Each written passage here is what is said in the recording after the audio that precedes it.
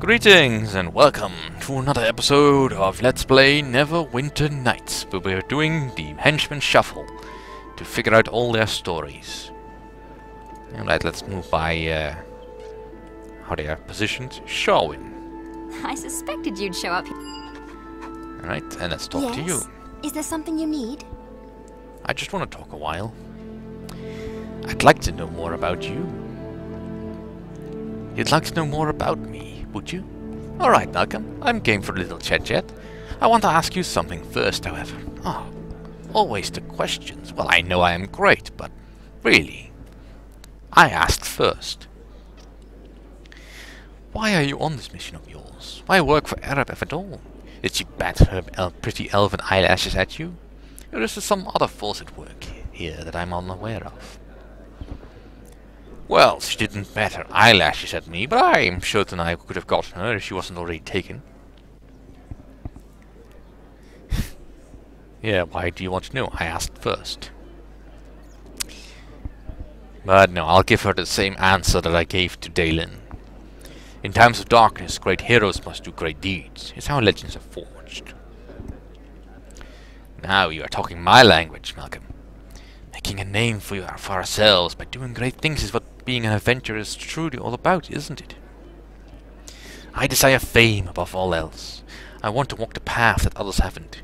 To make my own legend rather than recount others. I want to be thrilled and awed by my life, and when I look back on it, to regret nothing. Je regret rien. Right. That's not a life you're gonna be living then. Because there will always be something you'll regret. This may seem shallow to you. I have my reasons, however, and I ask no one's approval. What do you think then, Malcolm? Do I have a chance at those things? Traveling with you? Absolutely, Sharwin. Stick with me and you'll be famous. Famous behind me, but famous nonetheless. You know, like, do you know that that pretty female that went with Malcolm on his journey? Yeah, her name was Sharwin or something. But anyway, promises, promises. I'll admit that there's something about your future that holds great possibility. However, we'll see where it leads. Far better to make the attempt, I think. Far better even to perform great deeds and remain unknown than not even try at all. I know where the normal path leads, believe me. The path that the expected. The path that everyone else wants you to lead. Down that path lies oblivion. Oblivion? What are you talking about? This isn't the Elder Scrolls. Death, Malcolm. Or as good as it, anyway. There are many ways to die that don't leave a corpse.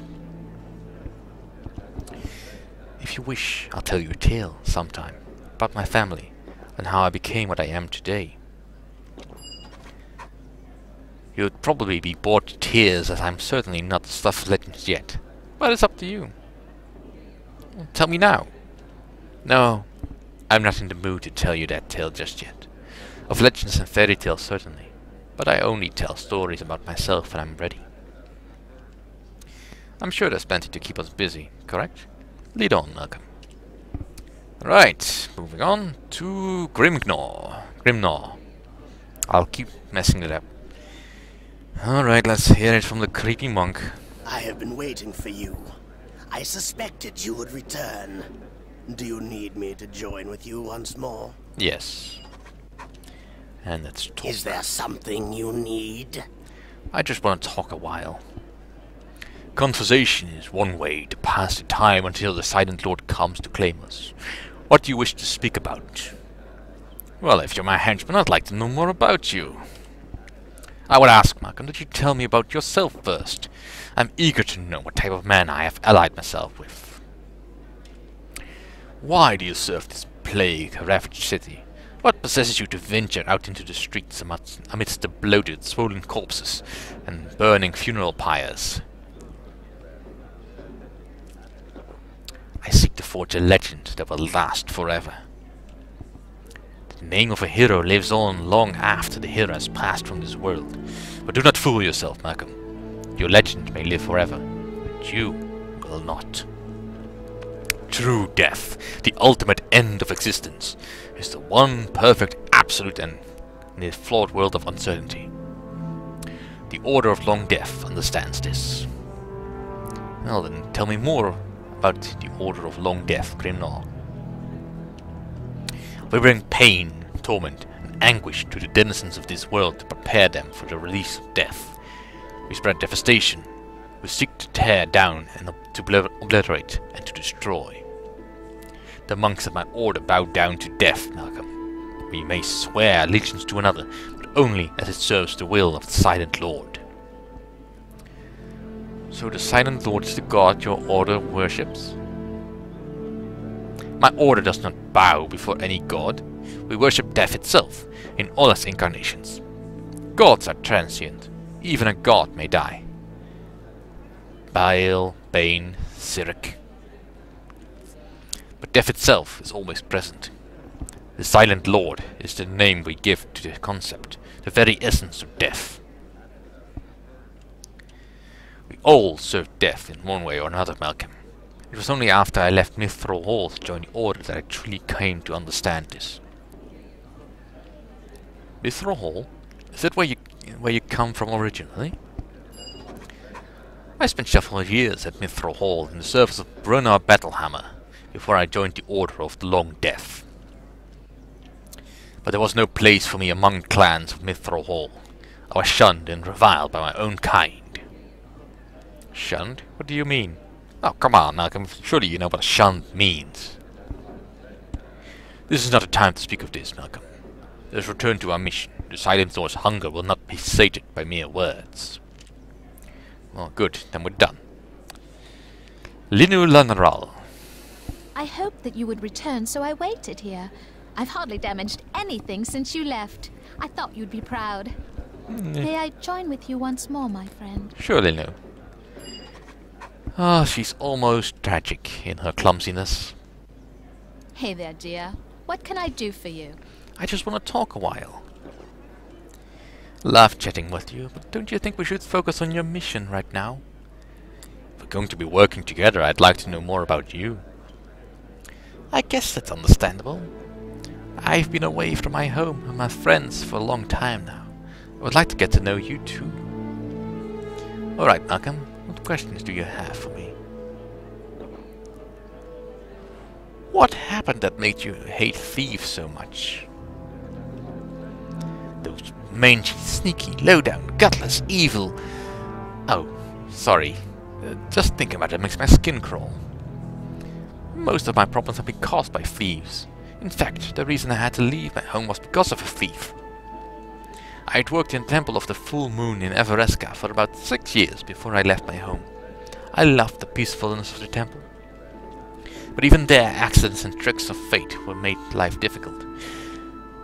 It wasn't usually anything big, just me in the wrong place at the wrong time. I don't know why, but I just didn't have any luck. Well, bad luck happens to all of us at one time or another. It's not always bad luck, though. Sometimes I can be a little gullible. That's what got me into trouble and sent away from Evereska. I was collecting tithes one day, when a heavily cloaked figure came begging at the temple. He looked like a starving child, so I took him inside the inner sanctum to get him some food, and when I came back, he was gone. There was also something else missing, something very precious to the church. What did the thief steal? Please forgive me, Malcolm. I can't talk no more about this. We don't know each other well, and I can't share my most embarrassing moment with a stranger. No, Linu, I want to hear what you had to say. Please, Malcolm, I should not have said so much. We'll talk more about this later, but not now. Alright then, and finally, Boddyknock Glinkle. You're back, so you must need something. The most logical assumption is that you want me to join up with you again, correct? Yep. Is there something you need? I just want to talk a while. I'm a staunch proponent of free exchange of ideas, Malcolm. What is it you wish to know? Well, if you're my henchman, I'd like to know more about you.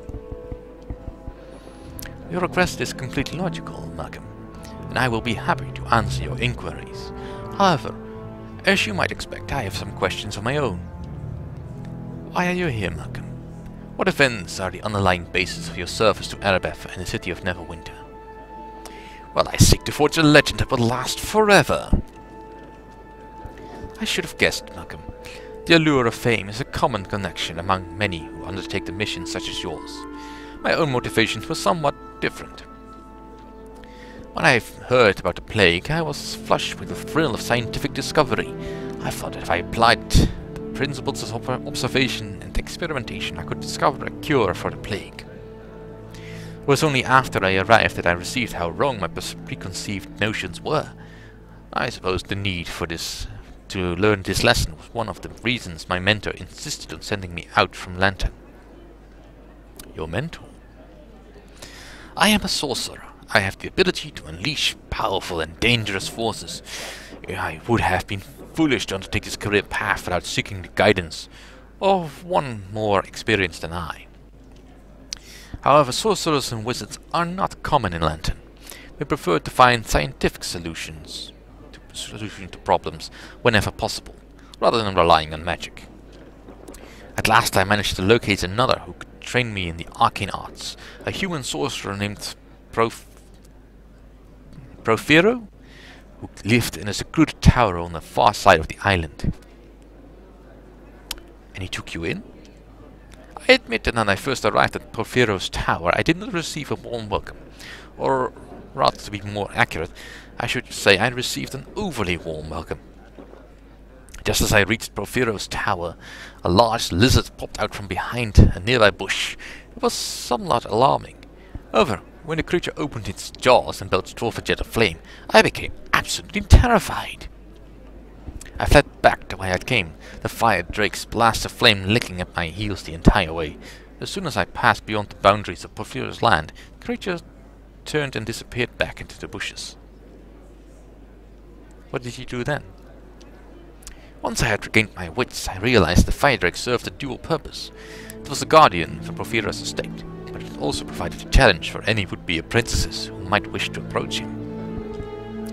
If I could find the best way, if I could find a way to best the creature, I was certain Profero would see my potential and accept me as an apprentice. The problem was how to get past the creature when my magic was barely capable of igniting a candle. I had to rely on my mind to solve the problem, so I began to analyze the facts as I knew them, and I realized the creature was nothing more than an illusion. An illusion? How did you figure that out? I simply looked at the evidence. Fire drakes are not indigenous to my island, and the climate is hardly suitable for one to survive. Plus, I had noticed no burnt patches of grass or scorched bushes on the grounds. And the flames I had felt licking at my heels had done no damage to my shoes and clothing. Armed with undeniable proof of the illusion, I marched up to the tower once again. When the lizard appeared, I simply ignored it. It charged straight at me, fire and smoke spewing from its jaws, but I held my ground, and a split second before the beast bowled me over, it disappeared in a shower of light. The door to the tower swung open. I stepped in to see an old man in robes. He smiled at me and said, "Well done, Boddyknock. You have proven yourself worthy of being my student. I am Profero." What was it like as his apprentice? I'm sorry, Malcolm, but this isn't the most reasonable time to discuss this, is it? After all, Neverwinter is in great peril. Ask me about this again later, Malcolm, and I will be happy to continue my tale. But for now, we should focus on your mission for Erebeth. Indeed, otherwise we might get bored. But anyway, I figured they'd drag you. Yep, come with me again, Tommy, because you're the one I need. You're the one I want. Alright, so the Peninsula District wasn't particularly eventful or special. But the Beggar's Nest should be slightly more, that's the Docks District. Beggar's Nest should be more interesting. I could go into the docks, but I don't want to do that just yet. The thugs in there are slightly more than I can handle, I think. Whereas zombies I can deal. Right, that's this way.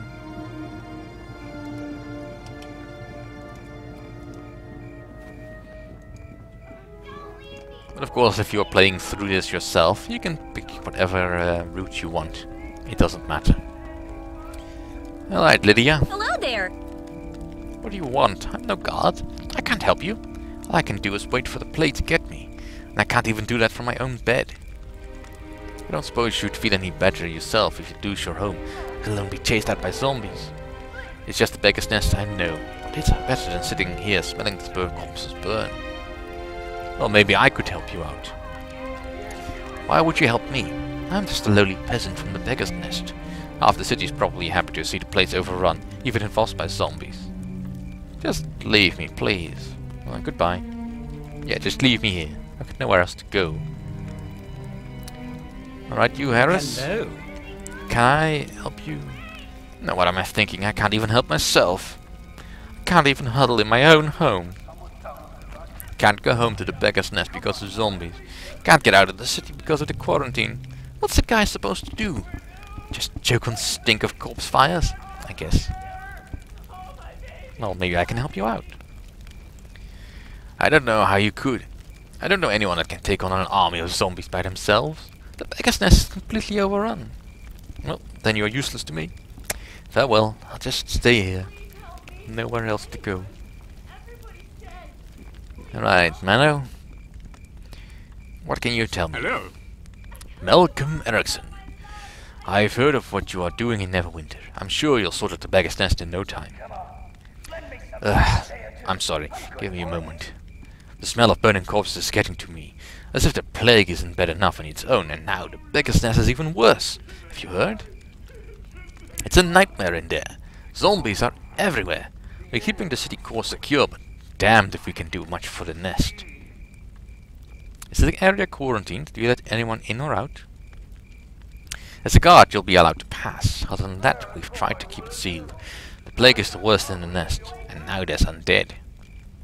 The zombie threat is keeping people in their homes, so there haven't been many confrontations between the guards and people trying to break quarantine.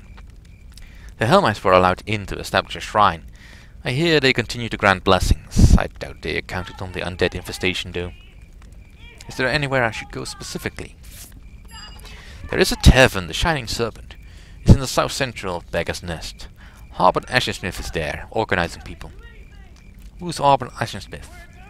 He's a friend of the gods. I'm not sure of his official rank. He doesn't like to use it much. He prefers to stand with the rank and file. He'll be able to give you more information than I can. If he's still there and alive, that is. Is this the last outpost of city guards? There are some on the other side of the gate. They were supposed to keep the plague victims from rioting. Now they must contain the undead. It's an impossible job. We don't have the manpower to maintain patrols. Hopefully you'll be able to help us with that. You should speak to Harbin Ashsmith. He's been organizing people to keep them safe. He's in the Shining Serpent Tavern, south central area of this district. Farewell, wish me luck. I will, but I don't hold much hope for the city district. It's the worst hit by the plague, and now the undead are killing everything. So, doom and gloom around. Perfect. Then I will shine all the brighter. Hello, Gate Captain Urgus. Hello. Greetings. Come to join the Legions of the Damned, have you? The Beggar's Nest is the closest thing to hell, to the hells on Faerun. Zombies are all over. If you want to take patrol, you go ahead. But take care, enough people have died already. How bad is it getting in this district? Bad enough that I won't lose another guard in the hopeless fight. Let the undead walk. We'll pick them off from the fortified places like the gate here. We're okay if we stay barricaded, but the damnation, why did they have to start burning corpses upwind? Ugh. Why did the dead have to start getting restless?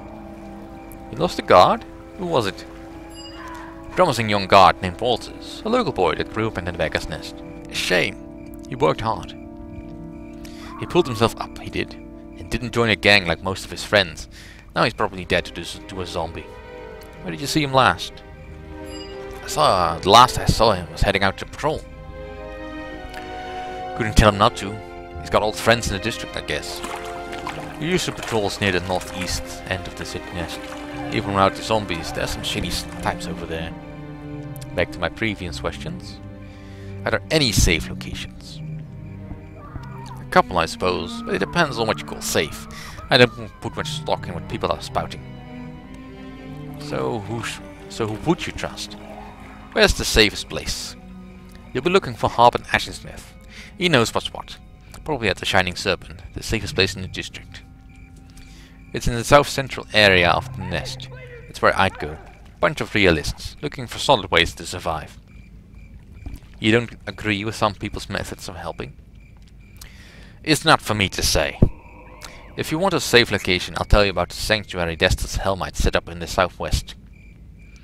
I'll also tell you, however, that I wouldn't go there. Sure, the zombies avoid it, but I just don't put much stock in the Helmites' blessings. Myself, I prefer a sword in my hand to the foolish hope in my head. I'd recommend you talk to Harp and Ashensmith in the Shining Serpent instead.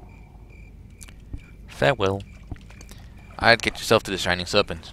There's too many undead, and some of the citizens are just as vicious. Yes, and we'll find out about that next time.